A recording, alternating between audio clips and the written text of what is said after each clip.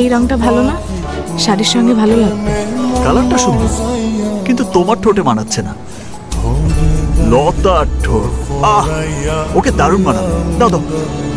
এই জুতোটা ভালো লাগছে না? তোমার পায়ে ভালো লাগছে না, লতার পা তো অনেক সুন্দর, ওকে বেশ মানাবে। খোলো। এই ভাই, এটা প্যাক করে দেন। চলো।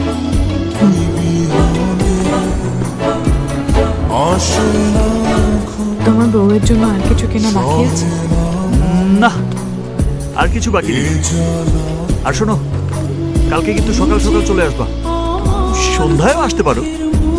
এই নেচে বেঁচে গেলে আর কি। আমি কিন্তু ধুমধাম করে বিয়ে করছি, নিজে নিজে সব থাকবে, বুঝছো? আয়োজনের একদম কমতি থাকবে না।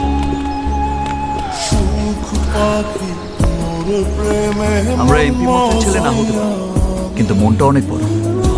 তুমি এত খুশি মনে বিয়ে করছো দেখে আমার খুব ভালো লাগছে। তা তুমি কি ভেবেছিলে আমি তোমার শোকে দেবদাস হয়ে বুড়িগঙ্গার নিচে দাঁড়িয়ে তোমার নাম নিয়ে কাঁদবো, আর তুমি লন্ডন ব্রিজের নিচে দাঁড়িয়ে জামাইয়ের সাথে মনের আনন্দে সেলফি তুলবে, তাই তো? না, সেরকম কিছু ভাবিনি। শুধু চেয়েছিলাম যাতে তুমি ভালো থাকো, সুখে থাকো। থাকবো এটি। লতা অনেক ভালো মেয়ে, লোভী আর স্বার্থপর না। সে আমাকে রেখে নিজের সুখের জন্য অন্য কিছু ভাবে না।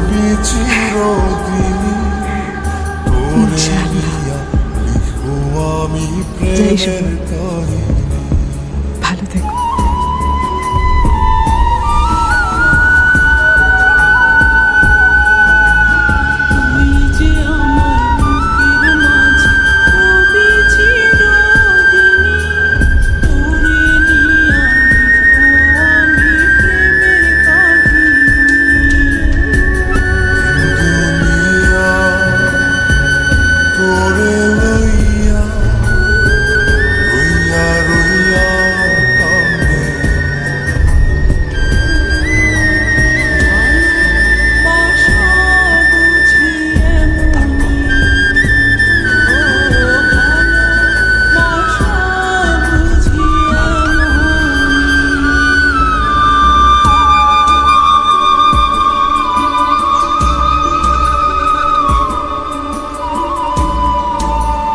আপনি বিয়ে করতেছেন ভালো কথা, আপনার বুবুটা কেন কষ্ট দিতেছেন বলেন তো?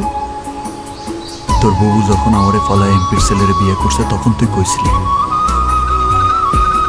তখন তোর মনে হয় নাই আমার কথা? সে আমারে যে কষ্ট দিছে সেটাই সে ফেরত পাইছে। বুবু বিয়ে করছে মানে কি কইতেছেন আপনি? আপনি কি পাগল হয়ে গেছেন? আপনার যেদিন ঢাকা আসলেন তার সাথে সাথে বুবুর হাসি তুল কালাম কাণ্ড বাঁধাই দিচ্ছে যাতে আপনার সে বিয়ে করতে পারে, আর ওই এমপির পোলারে যাতে সে মানে বিয়ে না করতে পারে। আব্বু, তুমি সুমনকে কেন বলেছো আমার সঙ্গে যোগাযোগ না রাখতে? আমি চাই না ও তোমার সাথে যোগাযোগ করুক। কিন্তু কেন চাও না তুমি? আমি চাই না, কারণ আমি এমপি সাহেবকে বলবো তোমার বিয়ে তার ছেলের সাথেই হবে। আমি কোনো এমপির ছেলেকে বিয়ে করতে পারবো না। চুপ করো। আমি যেখানে জবান দিয়েছি সেখানেই তোমার বিয়ে হবে, নড়চড় হবে না। আমি জানি না আব্বু তুমি কাকে জবান দিয়েছো আর কাকে দাওনি, কিন্তু যদি আমি বিয়ে করি তাহলে সুমনকেই করব, না হলে বিয়ে করব না। এত বড় সাহস, তুই আমার মুখের উপর কথা বলিস?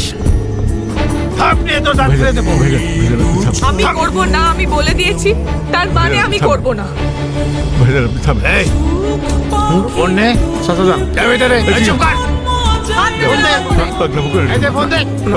আমি সুমনকে ফোন করছি, আমি এক্ষুনি সুমনকে ফোন করছি।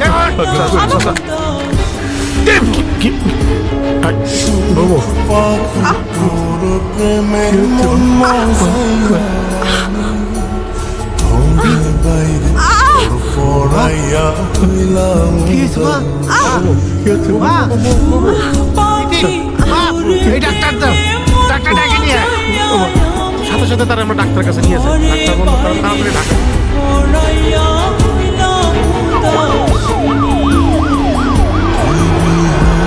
আমরা যত দ্রুত পারি তারা ঢাকা নিয়ে আসছি। টেস্ট করে তার মাথার মধ্যে রক্তক্ষরণ চলতেছে।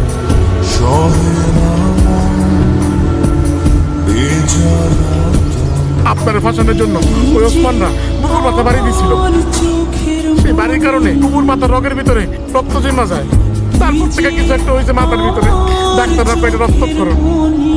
ডাক্তার কয় বুবু নাকি বাঁচবো না। চাচা তার ইন্ডিয়া পর্যন্ত গেছে। ইন্ডিয়া ডাক্তাররা বলেছে নাকি বাঁচবো না, বড় জন্য 2-3 মাস। এরপর আর কি মুম্বাই থেকে ঢাকা নিয়ে চলে এসেছি আমরা। এখন বুবু না, মাঝে মাঝে বুবুর মধ্যে খুব ব্যথা।